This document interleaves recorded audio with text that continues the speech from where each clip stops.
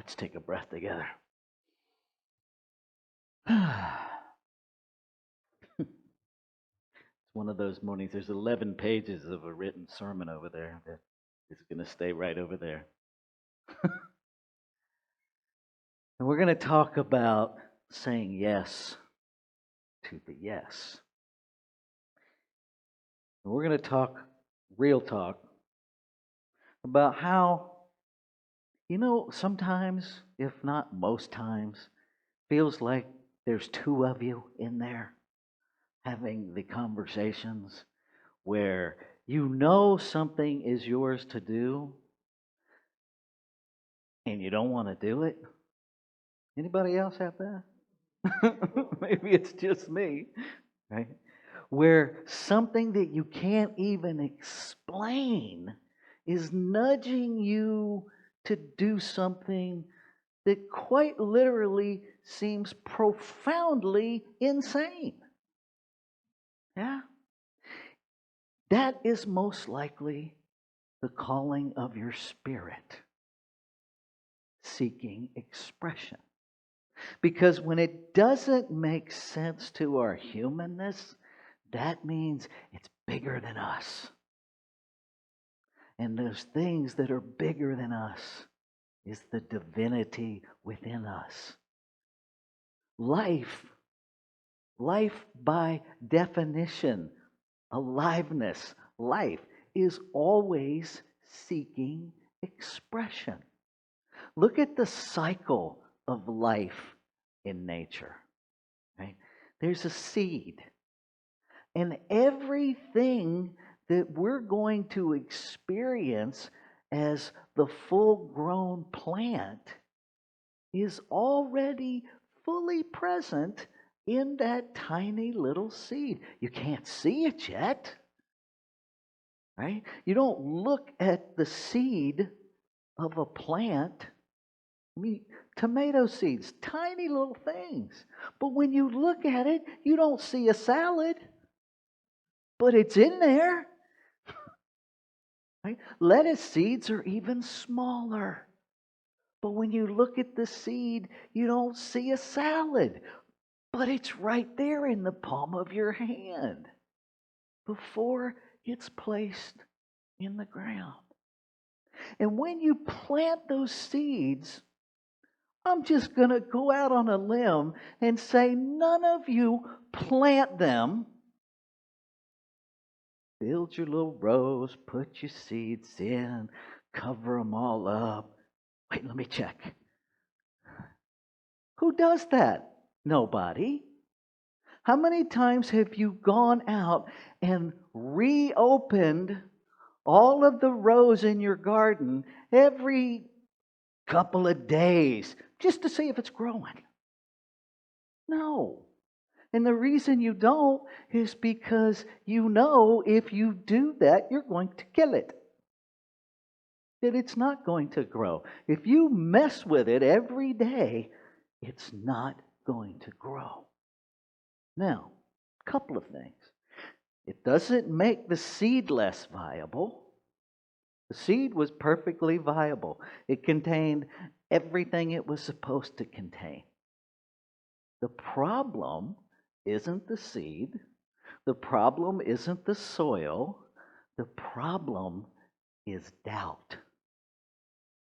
The problem is instead of saying yes to the seed, we keep saying yes to all of our doubts. Because here's the good news and the bad news. No has no operation in you.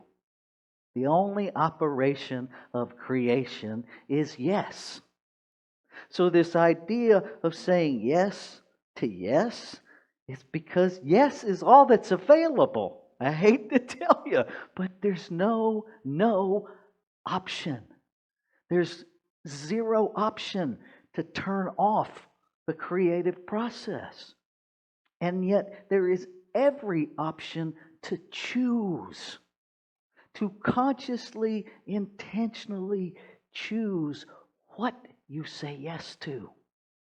Now, many of us here on planet Earth are so deeply entrenched in unconscious codependency that most of us find an odd contentment in sacrificing our lives to say yes to someone else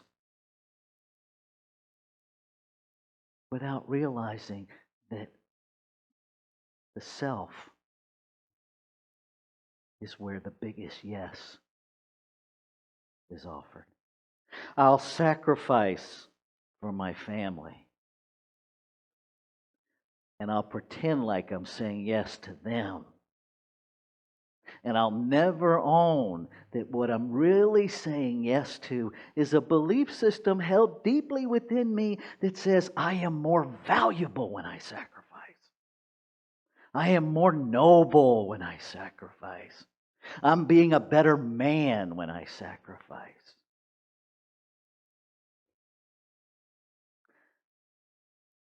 If you don't pray, here's the simplest spiritual mind treatment I can give you. And I'm just going to tell you it borders on slightly inappropriate, which surprises no one ever that knows me. So if you're not big on prayer and you want to change your thinking, take a pen, walk into your bathroom, pull off some toilet paper, and write all your crappy thinking that you're aware of on that piece of toilet paper. Wad it up, drop it in, pull the prayer lever, and let that shit go. Seriously, people, this does not have to be complicated. Right? But how many of us won't even pray because we're saying, yes, I would like to pray, but I'm not a practitioner. Who cares? Ernest Holmes said this: anyone who practices the teachings of science of mind is a practitioner. There's a difference between a licensed practitioner and a practitioner. So now you have a really convenient, streamlined way to pray. Right? Prayer is about shifting your consciousness. It's about shifting your awareness. And it does no good to say yes to a new thought if all you're doing is putting it on top of old ones. It doesn't work. Because the thought that is going to continue to operate is the deeply held, unquestioned thought, because that's where your faith is. Faith is the belief in things unseen but hoped for. Faith is that place where our belief is so unshakable, we don't even think about it anymore. We just believe it unquestioned. That's what we're saying yes to all the time. And so it behooves us to get conscious, to get aware, to take responsibility, to say yes to springtime, right? When was the last time you double digged your garden? Double digging isn't easy. You take off the first layer and you set it over here. And then you dig deeper, another layer, and you set that off to the side. And then you dig this up and put it here, and dig this up and put it here. And you keep going until your whole garden is pristine and all of the weeds are out, and all of the little root hairs to the weeds are out, and the soil is really fine and receptive. Double dig your thoughts. Double dig your belief systems. You will be amazed at what you find lurking underneath that soil that you think is what you think. Ministerial school, one of our professors pointed out that most of our thinking isn't thinking at all. It's just noisy thoughts about actual thought. Right? It's static to keep us from our thoughts. Because here's the thing. I ain't going to lie to you.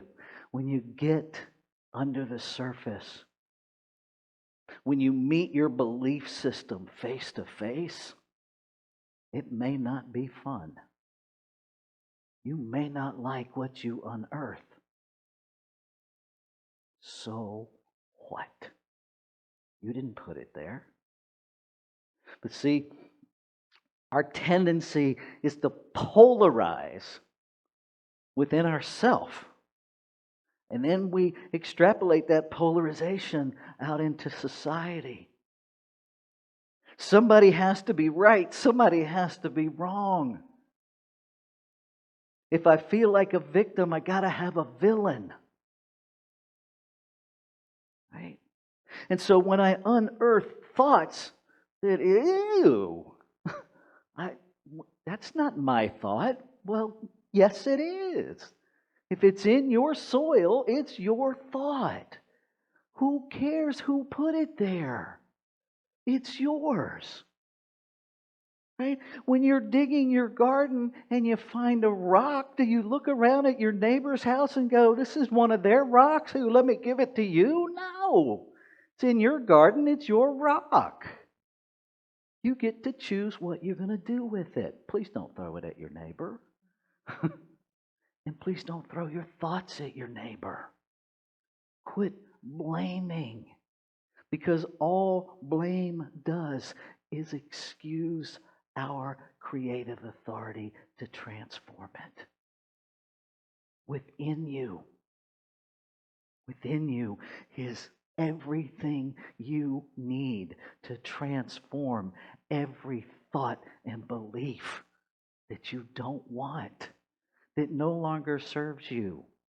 And there are thoughts and patterns of behavior that at one point did serve you and served you well, and now not so much. Right? It's like we buy a vehicle and it works until it doesn't. And most of us, and I say most of us because I'm from the South, most of us trade that vehicle in. Some of us not so much. Some of us put it up on blocks and keep it for what reason, I'm not sure. But we do. I live in the land of hillbillies. We've been guilty of that. But you don't keep it. It no longer serves you. And so you move it on and get a new one. Your thoughts are the same way. If it no longer serves you, move it on and get a new one. We are a new thought faith tradition. We are a new thought philosophy. I dare you to have one. I dare you. But I'll tell you this. If you don't want to grow, don't have any new thoughts.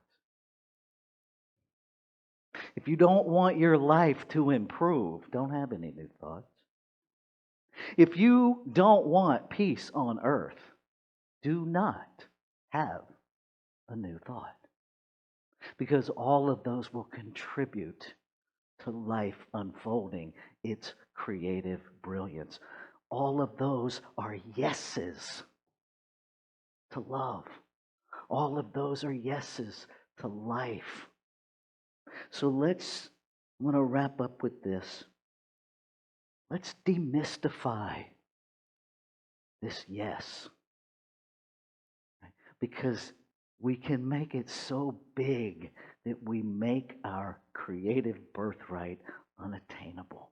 We put it out of reach. How convenient. How convenient. Every breath you take is a yes to something.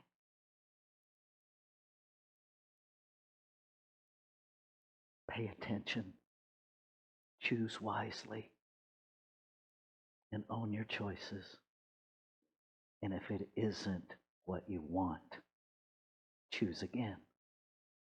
It's that simple. Choose again. Let's take this into prayer. And so with this breath, I recognize that the one is still the one. The infinite is still the infinite. that life is still unfolding life. It has been doing it even before the beginning of time. Time, a thought born out of it. It has always been, it is now, and it is into eternity. It is what I am. It is whose I am.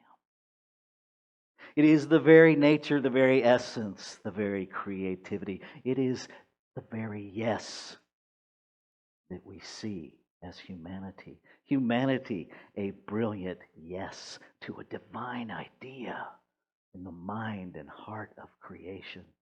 Each individualized expression, an intentional, purposeful, never to be repeated, divine smile in the heart of the infinite, unfolding itself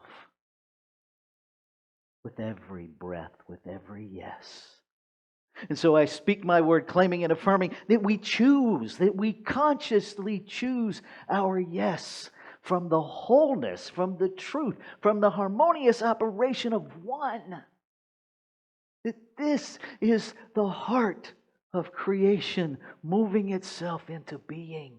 That we say yes to respecting one another. We say yes to laying down bombs and arms. We say yes to coming together, to building bridges, to filling in the gaps that separate us with love. We say yes. Yes to saying the unpopular truth. Yes to standing in the truth of who we are, no matter what. Yes to releasing everything that no longer serves. Yes to having a new thought. Yes to being more than we ever believed we could be. Yes. Yes. Yes. To that infinite nudge to create, to blossom, knowing that we are the seed of the infinite and that everything that we are to be was fully contained in the seed at the moment of conception. Yes. Yes. Yes. And so feeling the gratitude infuse every fiber of my being. I know I am complete. I know it is done. And so I celebrate before I see the evidence. I celebrate the certainty, the assuredness that it is done.